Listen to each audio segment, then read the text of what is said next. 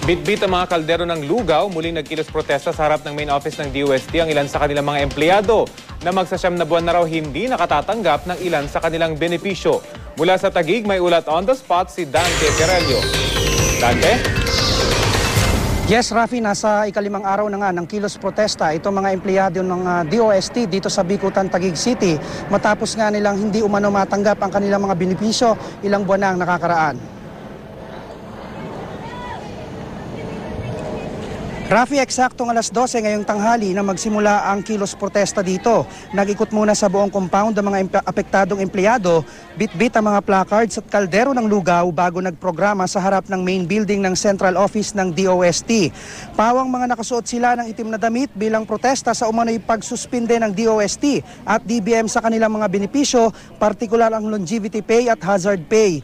Kumain rin sila ng lugaw bilang simbolo raw ng kanilang nararanasang paghihirap upang pagkasyahin ng karampot na kita. January pa raw kasi ng taong ito, Rafi, hindi na nila nakuha ang kanilang mga benepisyo na nasa ilalim naman daw ng RA 8349 o yung Magna Carta for Government Science and Technology Personnel na nasa batas noong panahon ni dating Pangulong Fidel V. Ramos. Tinatayang nasa 7,000 piso raw kada buwan, Rafi, ang nawawala sa isang ordinaryong empleyado kada buwan. Kasi ang good governance dapat, intindihin mo yun ang mga nasa ilalim. Hindi ba? Kung nasa base ng pyramid. Yung nasa base ng pyramid, kapag yan ay gumalaw, gagalaw yung nasa taas, hindi ba? So dapat pangalagaan natin yan. At saka ang nasa base ng pyramid ay yung tayong mga nakakarami, tayong mga kulang sa pondo, mahihirap. Huwag nang alisin yung aming benefits na tinatanggap namin. Yun naman batas na.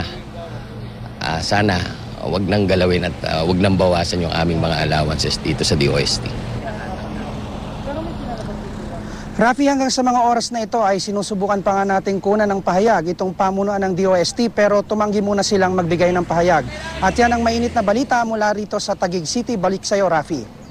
Maraming salamat, Dante Perelio.